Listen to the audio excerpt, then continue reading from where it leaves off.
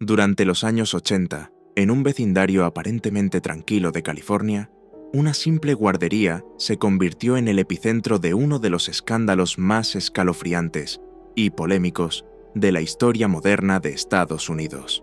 Acusaciones de abuso infantil, rituales satánicos, túneles secretos y juegos macabros. Lo que comenzó con la denuncia de una madre se transformó en el juicio más largo y costoso en la historia criminal del país. ¿Pero qué pasó realmente? ¿Fue una gran conspiración encubierta? ¿O todo fue producto de una histeria colectiva alimentada por el miedo? En 1983, Judy Johnson, una madre de Manhattan Beach, denuncia que su hijo había sido abusado sexualmente por uno de los trabajadores de la guardería McMartin, Ray Buckey, hijo de la directora del lugar, Peggy McMartin Buckey. Lo que parecía un caso aislado se convirtió en una investigación masiva. La policía, en lugar de manejar el asunto con cautela, envió cartas a más de 200 padres, pidiéndoles que interrogaran a sus hijos sobre posibles abusos. El resultado fue una avalancha de testimonios. Decenas de niños comenzaron a relatar historias que parecían sacadas de una película de terror. Los niños hablaron de abusos en baños, rituales extraños, túneles subterráneos, animales sacrificados e incluso vuelos en avionetas donde supuestamente eran llevados a otros lugares para ser abusados. Algunos aseguraban que habían visto cómo enterraban personas vivas. Otros decían que los adultos se disfrazaban de brujas o demonios y que los hacían participar en rituales satánicos. Se hablaba de túneles secretos bajo el jardín, de cámaras ocultas, de rituales con fuego y sangre. Había incluso afirmaciones de que los hacían comer carne humana.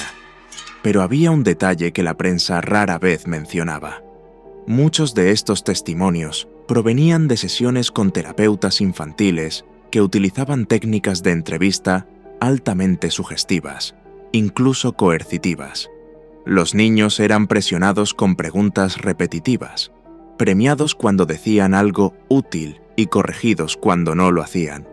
Querían complacer, querían ser escuchados, y su imaginación, combinada con la ansiedad de los adultos, creó un cóctel explosivo.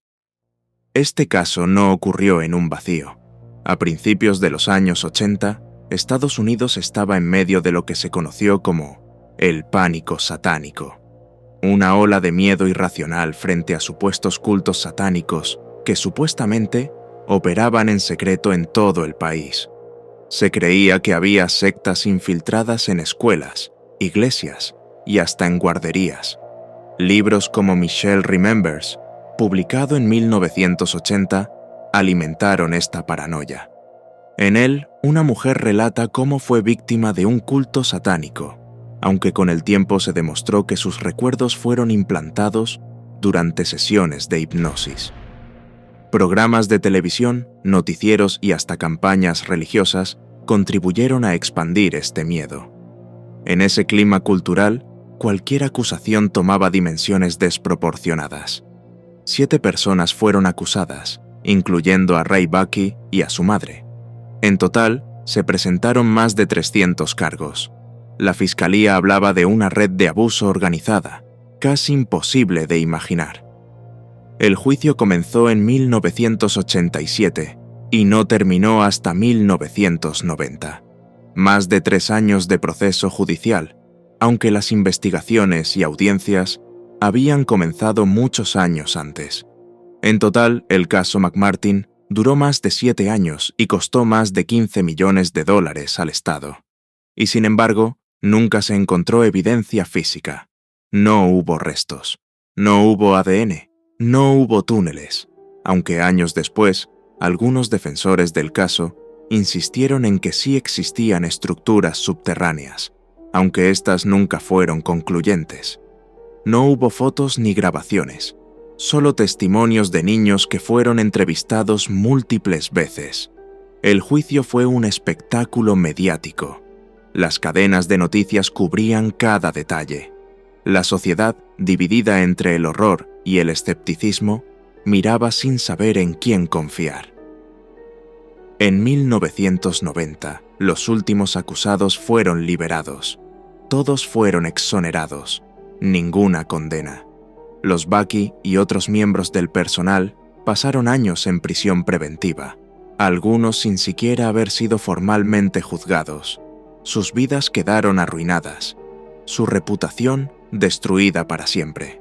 Judy Johnson, la madre que inició todo, fue diagnosticada más tarde con esquizofrenia paranoide. Murió en 1986 debido a complicaciones relacionadas con el alcoholismo, antes de que se resolviera el juicio. Hoy en día, muchos expertos consideran que el caso McMartin fue un ejemplo clásico de histeria colectiva, amplificada por medios, malas prácticas judiciales y una sociedad envuelta en el miedo.